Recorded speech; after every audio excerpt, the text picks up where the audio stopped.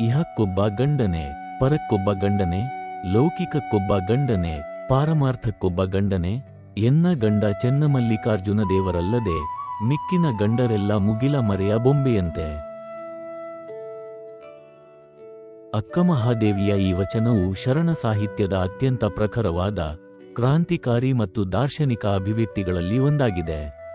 ಇದು ಲೌಕಿಕ ಬಂಧನಗಳನ್ನು ಕಿತ್ತೊಗೆದು ಪರಮಾತ್ಮನೊಂದಿಗೆ ಹೊಂದುವ ಸತಿಪತಿ ಭಾವದ ಪರಮೋಚ್ಚ ಸ್ಥಿತಿಯನ್ನು ವಿವರಿಸುತ್ತದೆ. ವಚನದ ಹಿನ್ನೆಲೆ ಏನೆಂದರೆ, ಅಕ್ಕಮಹಾದೇವಿ ಲೌಕಿಕ ಬದುಕಿನ ಅರಸನಾದ ಕೌಶಿಕನನ್ನು ನಿರಾಕರಿಸಿ ಶಿವನನ್ನೇ ಅಂದರೆ ಚೆನ್ನಮಲ್ಲಿಕಾರ್ಜುನ ತನ್ನ ಪತಿಯೆಂದು ಸ್ವೀಕರಿಸಿದವಳು. ಈ ವಚನವು ಕೇವಲ ಸ್ತ್ರೀ ಪುರುಷ ಸಂಬಂಧದ ಬಗ್ಗೆಯಲ್ಲ, ಬದಲಿಗೆ ಆತ್ಮ ಮತ್ತು ಪರಮಾತ್ಮನ ಅವಿನಾಭಾವ ಸಂಬಂಧದ ಬಗ್ಗೆ ಮಾತನಾಡುತ್ತದೆ. ಇಹಕ್ಕೊಬ್ಬ ಗಂಡನೆ, ಪರಕ್ಕೊಬ್ಬ ಗಂಡನೆ, ಲೌಕಿಕಕ್ಕೊಬ್ಬ ಗಂಡನೆ, ಪಾರಮಾರ್ಥಕ್ಕೊಬ್ಬ ಗಂಡನೆ. ಇಲ್ಲಿ ಅಕ್ಕಮಹಾದೇವಿಯು ಸಮಾಜದ ದ್ವಂದ್ವಗಳನ್ನು ಪ್ರಶ್ನಿಸುತ್ತಿದ್ದಾಳೆ. ಇಹ ಹಾಗೂ ಲೌಕಿಕ, ನಶ್ವರವಾದ ಈ ಪ್ರಪಂಚ, ಶರೀರ ಮತ್ತು ಸಂಸಾರ, ಇಲ್ಲಿನ ಸಂಬಂಧಗಳು ಕೇವಲ ಕಾಲಕ್ಕೆ ಅಧೀನವಾದವು. ಪರ ಹಾಗೂ ಪಾರಮಾರ್ಥ, ಮರಣಾನಂತರದ ಸ್ಥಿತಿ ಅಥವಾ ಆಧ್ಯಾತ್ಮಿಕ ಉನ್ನತಿ. ಜನರು ಈ ಲೋಕದ ಸುಖಕ್ಕಾಗಿ ಒಬ್ಬರನ್ನು, ಆ ಲೋಕದ ಪುಣ್ಯಕ್ಕಾಗಿ ಮತ್ತೊಬ್ಬರನ್ನು ಅವಲಂಬಿಸುತ್ತಾರೆ. ಆದರೆ ಅಕ್ಕಮಹಾದೇವಿಗೆ ಇಹ ಪರ ಎಂಬ ಭೇದವಿಲ್ಲ. ಅವಳಿಗೆ ಎರಡೂ ಲೋಕಗಳಿಗೂ ಎಲ್ಲ ಸ್ಥಿತಿಗಳಿಗೂ ಒಬ್ಬನೇ ಆಧಾರ, ಅದು ಚೆನ್ನಮಲ್ಲಿಕಾರ್ಜುನ. ಎನ್ನ ಗಂಡ ಚೆನ್ನಮಲ್ಲಿಕಾರ್ಜುನ ದೇವರಲ್ಲದೆ.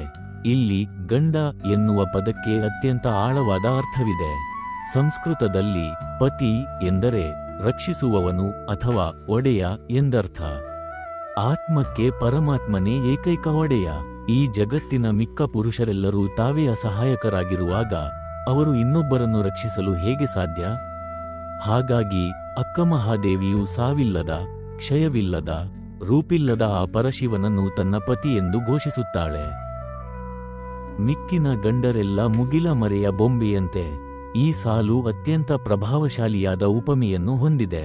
ಮುಗಿಲ ಮರೆಯ ಬೊಂಬೆ, ಮೋಡಗಳ ಮರೆಯಲ್ಲಿ ಆಡುವ ಗೊಂಬೆಗಳಂತೆ ಅಥವಾ ನೆರಳು ಬೆಳಕಿನ ಆಟದಂತೆ ಲೌಕಿಕ ಪುರುಷರು ನಶ್ವರರು. ಬೊಂಬೆಗಳಿಗೆ ಸ್ವಂತ ಅಸ್ತಿತ್ವವಿಲ್ಲ, ಅವುಗಳನ್ನು ಆಡಿಸುವವನು ಬೇರೆ ಯಾರೋ ಇರುತ್ತಾರೆ. ಅಂತೆಯೇ ಈ ಲೋಕದ ಮನುಷ್ಯರು ಜನನ ಮರಣದ ಸುಳಿಗೆ ಸಿಲುಕಿದವರು. ಇಂದು ಇದ್ದವರು ನಾಳೆ ಇರುವುದಿಲ್ಲ.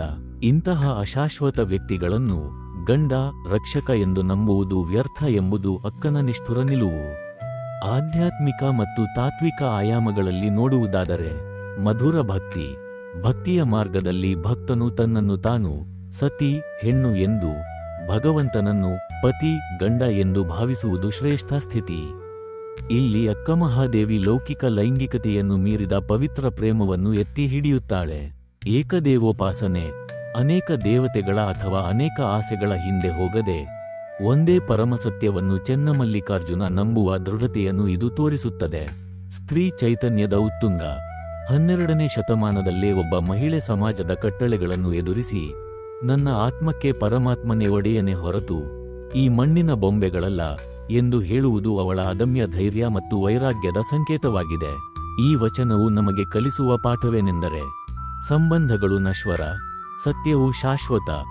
ನಾವು ಈ ಜಗತ್ತಿನ ತಾತ್ಕಾಲಿಕ ಆಕರ್ಷಣೆಗಳನ್ನು ಅಂದರೆ ಮುಗಿಲ ಮರೆಯ ಬೊಂಬೆಗಳನ್ನು ನಂಬಿ ಬದುಕುವ ಬದಲು ಎಂದಿಗೂ ಅಳಿಯದ ಆಂತರಿಕ ಸತ್ಯದೊಂದಿಗೆ ಅನುಸಂಧಾನ ಮಾಡಬೇಕು.